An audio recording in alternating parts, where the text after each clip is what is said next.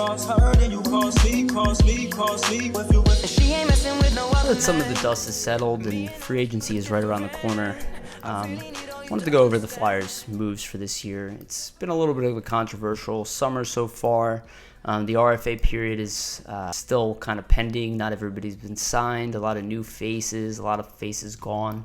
And I just want to talk about what Chuck Fletcher has done. I think a lot of people have been pretty upset about it, and I think there's a lot to say about it. What's interesting about the Flyers offseason this year is, the series of moves that have been made are ones that we've all kind of been talking about, right? The third line center, the veteran defenseman, the help at depth from veterans, getting better defensive depth, kind of removing guys like Schlemko, right? Weiss has been shipped out of town, Laterra has been shipped out of town, Amac's been shipped out of town, even Gudas, guys who really are not part of the future. And I know a lot of people think Gudas is a controversial one. I do not. I really like Gudas as a player.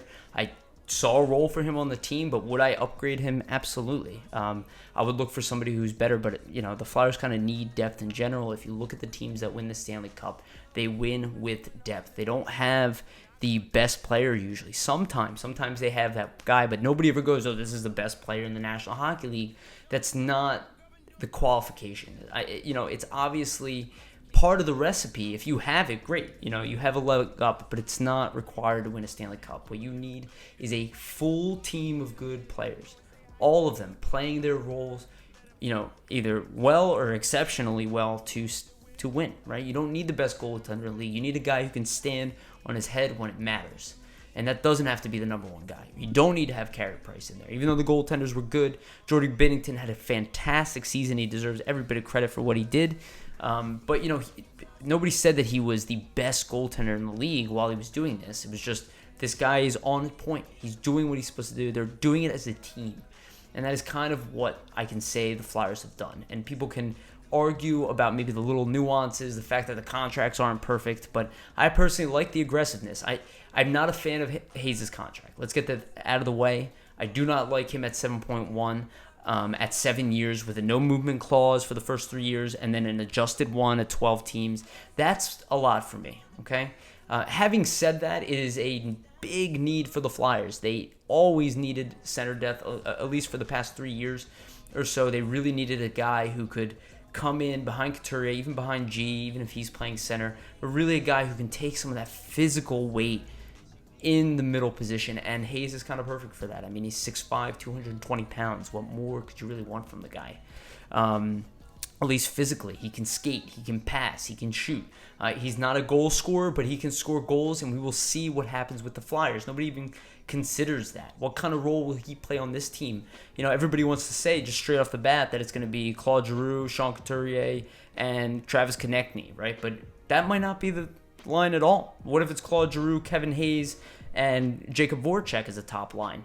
And then you have Konechny with Couturier and JVR as a second line.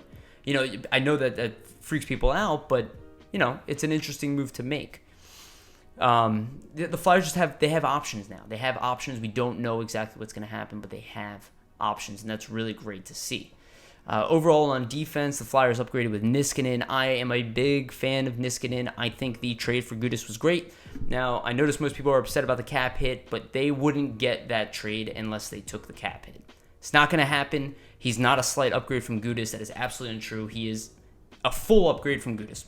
Gudas is a one-dimensional player. I like him, but you get him in the offensive zone from the point, and he's not putting up points for you. Niskanen can do that.